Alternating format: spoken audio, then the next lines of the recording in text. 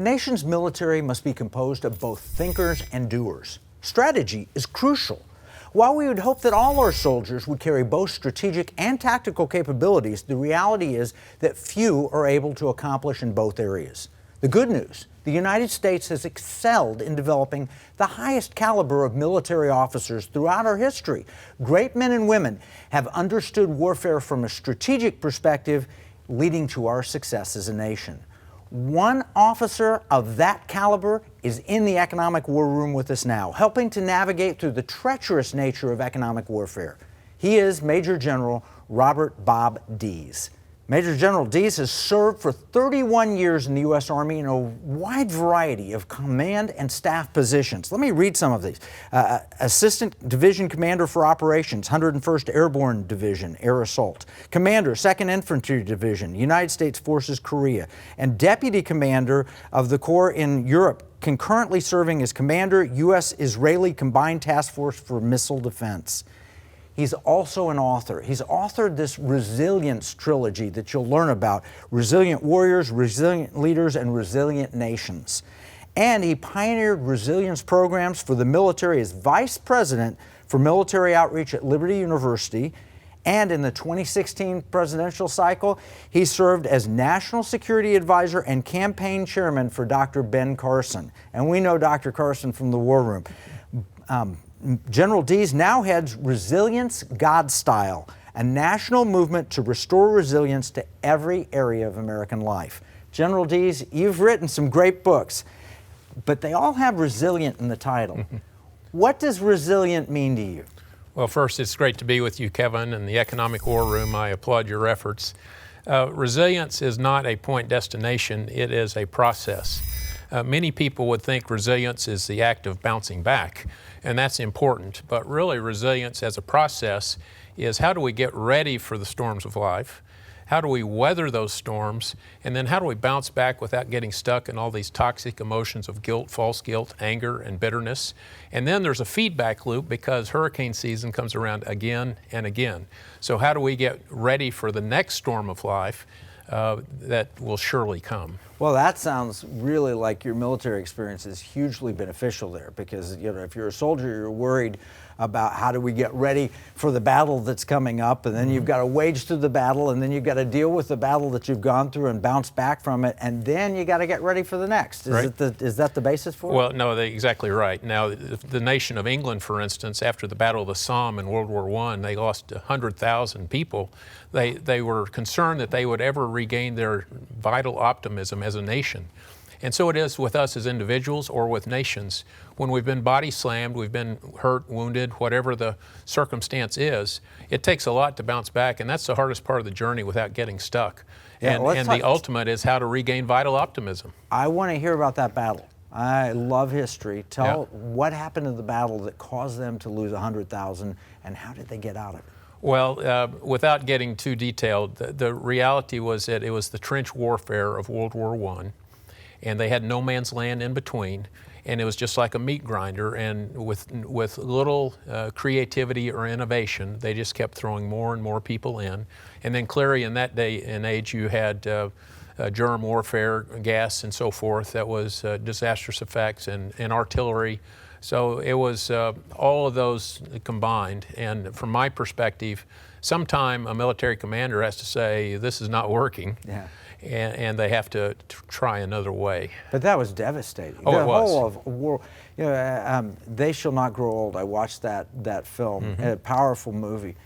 And we've talked about the Battle of the Marne with the French taxis and a lot of that. But there's a lot we can learn from battles like that. Right, of course. Well, you look forward in the English experience again to the Battle of Dunkirk, and how miraculous that was, that they saved their army from being obliterated by the Nazis by all these small boats and this boat fleet going over and rescuing them, taking them back to England. Yeah, we talk about the Battle of Dunkirk a lot, and we'll talk about it even more today.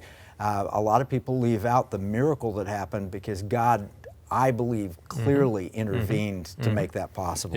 Yeah, and that would be a wonderful example of resilience. I talk about profiles in resilience that are people, but there's also national occurrences.